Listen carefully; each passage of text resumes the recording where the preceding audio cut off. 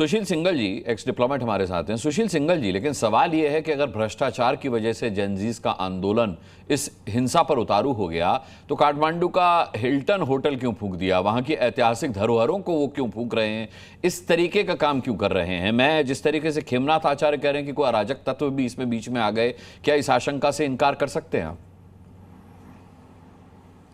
नहीं, बिल्कुल। I think ये जो पॉसिबिलिटी है ये काफ़ी हद तक है, क्योंकि जिस तरह से जेनजी के लीडर्स बात कर रहे हैं और बोल रहे हैं, तो लगता नहीं, मेरे को नहीं लगता कि जेनजी के लीडर्स या जेनजी के जो सपोर्टर्स हैं, जो उनके नुमाइंदे हैं, उन्होंने ये काम किया हो जलाने का।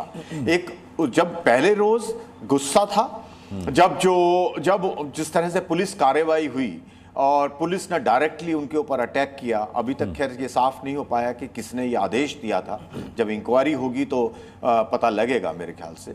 लेकिन वो एक आक्रोश था उस वक्त जो हुआ, मेरे ख्याल से तब तो वो एक पूरा मॉब का था, या मॉब कह लीजिए उसको, या आंदोलनकारी कह लीजिए, जिन्होंने ये कार्रवाई की, पॉलिटिकल लीडर्स को उन्होंने पकड़ा और उनके साथ में जो हुआ। लेकिन ये जो उसके बाद में सेकंड फेज जो हुआ, जिसमें कि बिल्डिंगों में आग लगाई गई, वो मुझे नहीं लगता कि ये जेनजी यंगस्टर्स इन्होंने किया है। ये कुछ और तत्व आ गए उसमें, क्योंकि आज उनके जो जेनजी लीडर है उनका स्टेटमेंट भी आया है कि हमारे यहाँ डिवीजन क्रिएट करने की कोशिश की जा रही है। और उन्होंने ये भी कहा कि जो है हम कॉन्स्टिट्यूशन को रखना चाहते हैं, हम उसको तोड़ना नहीं चाहते। तो और वो ये भी कह रहे हैं कि अभी हम कैपेबल नहीं है लीडरशिप लेने के, क्योंकि हमें मैच्योरिटी नहीं है, समय लगेगा। तो जिस तरह की वो मैच्योर बातें कर रहे हैं, दे आर टॉकिंग अपने उम्र से ज्यादा मैच्योरिटी वो लोग दिखा रहे हैं। लेकिन वो ये कह रहे हैं कि जो ओल्ड पॉलिटिकल क्लास है उसको हम नहीं यहाँ पर चाहते हैं, इनको लीडरशिप रोल में नहीं चाहते हैं, और हमें नई लीडरशिप चाहिए। और जैसे अभी आपने कई नाम दिए कि अलग अलग लीडरों से, जैसे भी अभी खबरें आ रही हैं कि वहाँ के नेपाल के जो प्रेसिडेंट हैं वो भी बात कर रहे हैं, उनके आर्मी चीफ हैं वो भी लीडर्स हैं, जो जेनजी के लीडर्स हैं या और पॉलिटिकल क्लास है, उनसे उनकी बातचीत चल रही है। तो अभी तक शायद सहमति नहीं हो पाई है कि नामों के ऊपर कि कौन उसमें लीडर होंगे। लेकिन जेनजी का बहुत, मेरे ख्याल से लीडर्स का और उनका पूरा मानना है कि ओल्ड पॉलिटिकल क्लास जो है उसको वो नहीं चाहते लीडरशिप रोल में। तो ये बहुत क्लियर है उसमें जो है इनका। ठीक है। और वो सजग है कि कुछ और तत्व उनके नाम पर कुछ काम करने की, कुछ उपद्रव करने की कोशिश कर रहे हैं जी, जिसके लिए वो बहुत सजग हैं और उसके बारे में वो बातचीत भी कर रहे हैं। ठीक है। हर्षवर्धन त्रिपाठी जी, तो क्या ये सारी हिंसा, ये सारी अराजकता, ये पूरा आंदोलन नेपाल को हिंदू राष्ट्र का सम्मान वापस दिलाने के लिए हुआ है? नहीं, देखिए अनुराग, ये ऐसा मैं एकदम से नहीं कह सकता, लेकिन इसका एक पहलू तो है कि हिंदू राष्ट्र था, हिंदू राष्ट्र नहीं रहे, इसके लिए कम्युनिस्टों ने वहां, जिसको कहते हैं ना कि हिंसक आंदोलन किए, लगातार वहां हिंसक आंदोलन हुए और राजा को सत्ता से हटाया गया। कई बार ये लगता भी है, हम सब ये मानते हैं और निजी तौर पर मैं भी मानता हूं कि राजशाही नहीं, लोकशाही से बेहतर कुछ नहीं होता।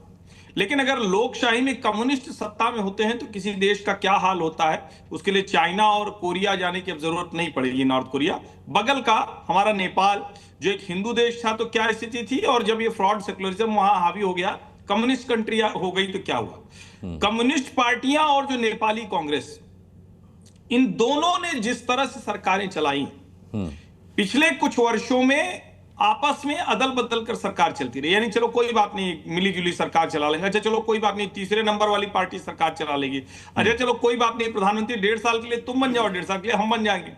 तो नेपाल के युवाओं को क्या लगा, नेपाल की जनता को क्या लगा? ये सिर्फ और सिर्फ भ्रष्टाचार, कोई काम धाम नहीं करना, लेकिन दुनिया भर के पैसे आ गए, उनके बच्चे अय्याशी कर रहे हैं, दुनिया भर की शाही सुख सुविधाएं, जो नेपो बेबी, नेपो किड्स, जो वहां हैशटैग चला, मूवमेंट चला, और बिना किसी संकोच के वो दिख रहा है कि उसके बाद उसमें फॉरेन हैंड्स शामिल हुए। क्योंकि अमेरिका और चाइना का वो हमेशा प्लेग्राउंड रहा है, उनकी खुफिया एजेंसियां वहां एक्टिव रहती हैं। जो वहां भूकंप आया था, भारत ने तो सीधी सीधी मदद कर दी थी, लेकिन जो दूसरी जो फॉरेन हैंड्स उसमें शामिल हुई, उन्होंने वहां पर उस अवसर का इस्तेमाल किया, और ये कहा जाता है कि उस वक्त अपने लोग खड़े किए। और आज इसीलिए जब एक इंटरिम गवर्नमेंट की बात आ रही है तो एक बड़ा वर्ग है जो जेनजी मूवमेंट से जुड़ा हुआ है, वो इसके साथ खड़ा होता है। आप बात करेंगे तो ज्यादातर लोग उसी के साथ दिखेंगे, लेकिन बीच में उसी में आवाजें आती है कि नहीं नहीं, हम तो सुशीला कार्की को नहीं बनने देंगे।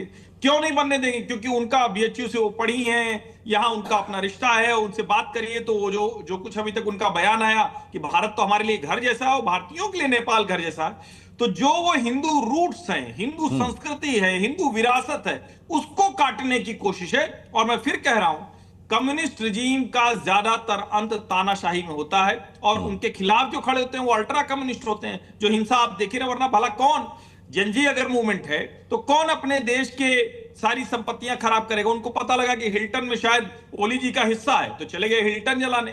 राष्ट्रपति भवन क्यों जला दिया? क्यों सर्वोच्च न्यायालय जला दिया? सिंह दरबार क्यों जला दिया? जेल से कैदियों को क्यों छुड़ाया जो अपराधी थे? क्यों?